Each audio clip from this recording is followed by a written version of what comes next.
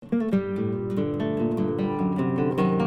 siguiente espacio en el Cubo es un aporte a la comunidad del Departamento de Estudios Históricos del Ejército y AMEU, Asociación de Amigos de Museos Militares del Ejército Uruguayo, a cargo del magíster José María Olivero.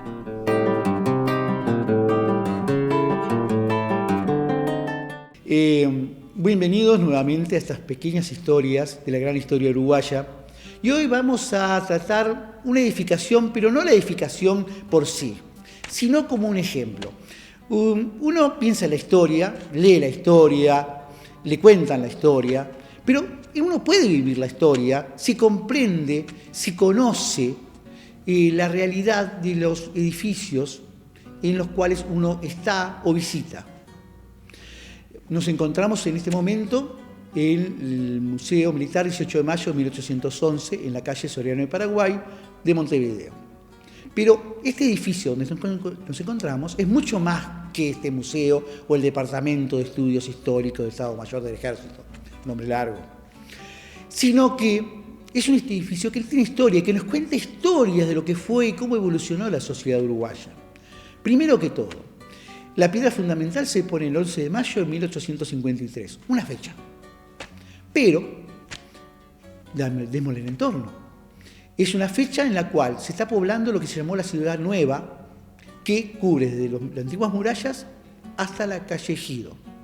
Y se funda como el primer hospital italiano del Uruguay, creado por una asociación de italianos que vivían en Uruguay. Y eso ya nos está contando una cosa importante.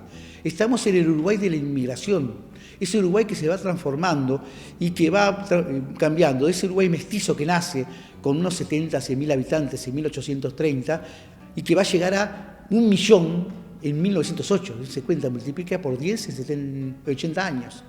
¿Por qué? Porque hay mucha inmigración. Y hay mucha inmigración italiana y española.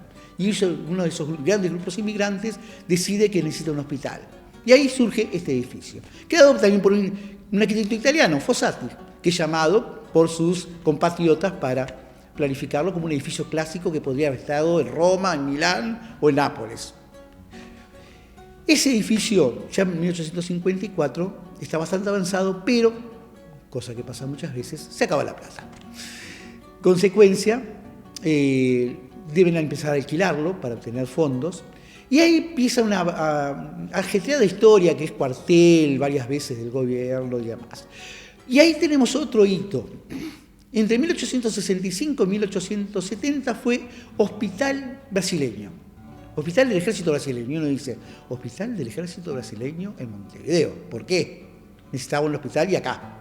Bueno, ahí tenemos que se había producido la revolución de General Flores en 1863 y apoyado por el ejército brasileño y argentino, en 1865 habían tomado Montevideo y había pasado a ser el gobierno. Para pagar ese apoyo pasó a formar la Triple Alianza en la Guerra de Paraguay. Y un punto importante de traslado de Brasil a Paraguay, de Paraguay a Brasil, era Montevideo. Consecuencia, tanto los enfermos que llegaban de Brasil hacia Paraguay como los heridos que venían de Paraguay hacia Brasil pasaban por este hospital, que tenía 500 camas, es bastante grande. Ahora, un pequeño detalle, en un solo viaje desde Brasil a Montevideo se pueden contabilizar 800 enfermos. Ya el hospital quedaba atiborrado. Ahora, o sea, ahí tenemos una historia que no solo cubre Montevideo, no solo cubre el Uruguay, sino que cubre a Brasil y una guerra internacional en la cual este país se vio envuelto y que es parte de la historia del edificio. Si no la conoce, va a poder comprenderlo mejor. Y seguimos con la historia, porque después fue una secundaria, y en 1883, otra transformación, ese Uruguay cosmopolita que se desarrolla con una filosofía positivista y que quiere transformarse en un país moderno. Es la época en que también se demuelen muchos edificios coloniales españoles. Y es que se convierte en la primera sede propia de la logia masónica en Uruguay, donde está la élite política y económica y cultural de este país. Así, en este lugar, hasta comienzos del siglo XX, estuvo la masonería uruguaya. Y aquí entonces se tomaron también en conversaciones decisiones sobre el futuro del Y ahora pasamos al siglo XX, y no termina la historia ahí.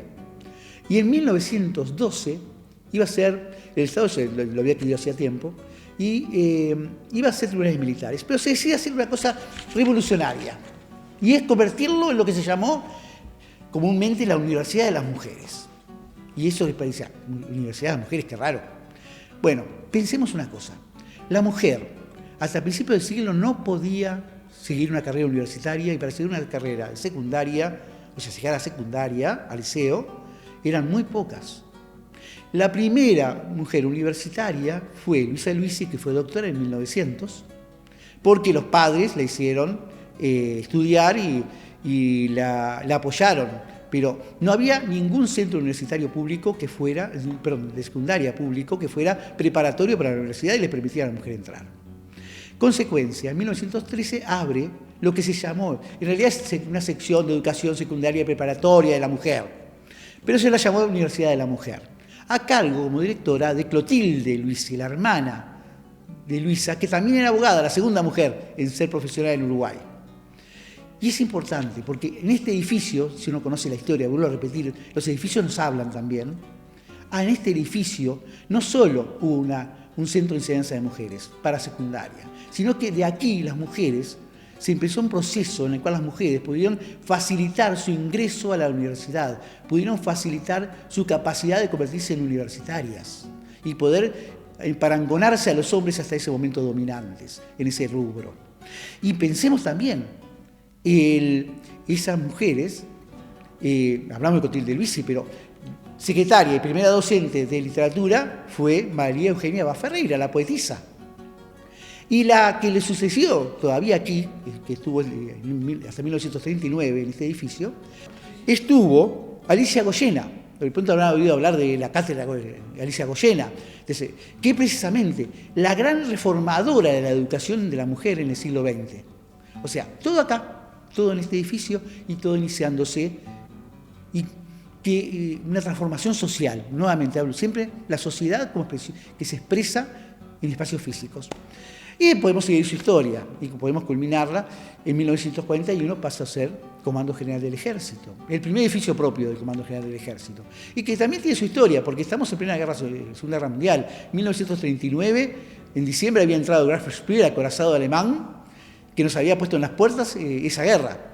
Había prisioneros alemanes en Durazno, y el ejército se estaba modernizando y preparándose para una posible entrada que brevemente Uruguay fue aliado, le declaró la guerra a Alemania, posible entrada de Uruguay en una guerra. Ese ejército necesitaba un espacio físico donde pudiera desarrollar sus actividades, y este edificio también contribuyó a esa situación. En 2002 siguió su historia este edificio, y en 2002 se trasladó el departamento y se abrió el museo en el cual ahora nos encontramos. Bueno, espero les haya gustado esta nueva historia y espero verlos en el próximo episodio.